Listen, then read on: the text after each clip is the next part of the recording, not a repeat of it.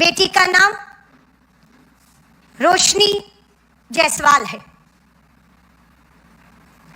बेटी को एक शख्स जिसका नाम सैफरन राजेश सिंह 4 साल से इस बेटी का पीछा करना, धमकियां देना, बलात्कार की धमकियां देना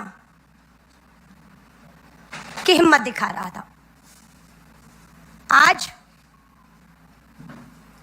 सैफरन राजेश सिंह आजाद घूम रहा है और बेटी का परिवार जेल में है।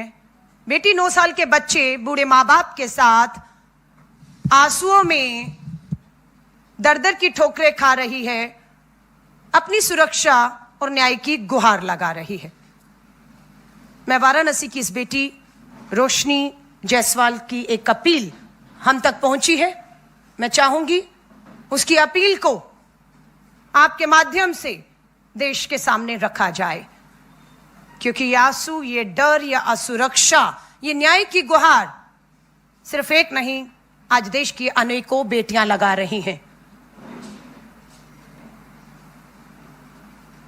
रोशनी जायसवाल जी का ये वीडियो। मैं वही रोशनी कुशल जायसवाल हूं जिसने 15 सितंबर के दिन बलात्कार की धमकी देने वाले सैफरन राजेश सिंह को एक झापड़ चलाया था, जिसके बदले में मेरे ऊपर 307 हाफ मर्डर लगाया जा चुका है, 117 की धारा लगाई जा चुकी है और भी कई धाराएं लगाई जा चुकी हैं, जिसकी वजह से मैं 40 दिन से स्कॉन्डेंट थी और मेरे पति, मेरा भाई और मेरे 5 टीम मेंबर्स जेल में। और सेक्शन 82 यानी कि घर की कुर्की, एक झापड़ मारने पे घर की कुर्की करने का आदेश दे दिया गया है।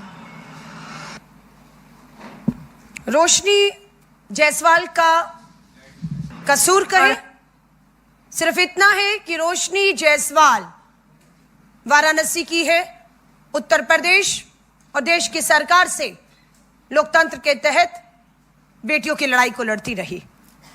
हमें याद है बीएचयू में पढ़ने वाली छात्रा का सामूहिक बलात्कार होता है। बलात्कार करने वाले भाजपा के नेता वाराणसी से कुणाल पांडे, सक्षम पटेल, आनंद उर्फ अभिषेक चौहान। रोशनी जायसवाल का कसूर यह था कि बीएचयू की इस छात्रा के सामूहिक बलात्कारियों को सजा, गिरफ्तारी की मांग उसने उठाई और वो लड़ी। इनकी तस्वीरें आप देश की पूर्व मंत्री स्मृति ईरानी जी, प्रधानमंत्री जी के साथ देख सकते हैं। ये बीएचयू के भाजपा के आईटी सेल के वाराणसी के लोग आज रिहा हो चुके हैं। इनका स्वागत किया गया रिहाई के बाद। बस रोशनी जायसवाल का यही कसूर था। यहां पर जेपी नड्डा जी के साथ हैं ये लोग जिन्होंने बीएचयू की बेटी का सामूहिक बलात्कार दोषी, और ये हमारे उत्तर प्रदेश के मुख्यमंत्री योगी आदित्यनाथ जी के साथ है। रोशनी ने इस तरह की एक नहीं अनेकों लड़ाई उत्तर प्रदेश की धरती पर लड़ी, जिसका आज खामियाजा उसको उठाना पड़ रहा है। पूरी भाजपा का अगर मैं दिखाऊं, सैफरन राजेश सिंह का ट्विटर हैंडल, उसके आप जूम करेंगे, ये उसके ट्विटर हैंडल है, फेसबुक है। महिलाओं को पीछा करना, उनका चरित्र हनन करना, बलात्कार की धमकियां देना, इसके सारे सबूत आज आपके सामने हैं। ये हैं सैफरन अपने आप को लिखते हैं राजेश सिंह। बलात्कार की धमकियां। रोशनी को भी पिछले 4 साल से यह शख्स लगातार परेशान करता रहा। रोशनी की हिम्मत ने जवाब देना शुरू किया तो रोशनी 13 सितंबर को वाराणसी के पुलिस कमिश्नर और डीएम को मिलती है, लिखित में शिकायत करती है। 13 सितंबर को जवाब मिलता है कि कोई कार्रवाई की उम्मीद ना की जाए। भाजपा का यह नेता है, आरएसएस संघ से जुड़ा है, कोई कार्रवाई नहीं होगी। यह 13 तारीख को पुलिस कमिश्नर और डीएम वाराणसी का जवाब है। और यह है 13 तारीख का पत्र जो रोशनी जायसवाल ने डीएम और कमिश्नर को 13 सितंबर को लिखा। इसकी कॉपी आपको दे दी जाएगी। उसके बावजूद भी इस आदमी की हिम्मत कम नहीं होती और लगातार बलात्कार की धमकियां देने का काम जारी रहा। रोशनी जायसवाल का कसूर यह था कि इसने ठाना कि मैं इसके घर जाकर इसकी परिवार की महिलाओं से बात करूंगी और ये जो बलात्कार की धमकियां दे रहे हैं उनके परिवार की महिलाओं को दिखाकर इस शख्स को शर्मसार करने का एक प्रयास था उसका। रोशनी जायसवाल अपने पति, अपने भाई और 5 साथियों के साथ इसके परिवार की महिलाओं को इसकी सच्चाई दिखाने की इस तरह की धमकियां मिल रही हैं, गई, ये उसका अपराध था। दोनों में हाथापाई हुई दोनों तरफ से। रोशनी जायसवाल ने गुस्से में कार्रवाई ना होते हुए देखकर पुलिस प्रशासन सत्ता के सामने दबाव में झुका दिखकर उसने सिर्फ गलती ये की कि सैफरन राजेश सिंह को 2 थप्पड़ मारे। 2 थप्पड़। दूसरी तरफ राजेश सिंह सैफरन क्या कर रहा है? बलात्कार की 4 साल से धमकियां, जीना दुश्वार, चरित्र हनन, सरेआम सबूत है, कोई कार्रवाई नहीं। रोशनी जायसवाल 15 तारीख को इनके घर पहुंचती हैं और 7 बजे थाने जाकर अपनी शिकायत दर्ज करती हैं, एफआईआर दर्ज करती हैं। ये रोशनी जायसवाल ने 7 बजे उसी दिन जाकर एफआईआर दर्ज की, इस उम्मीद से कार्रवाई होगी।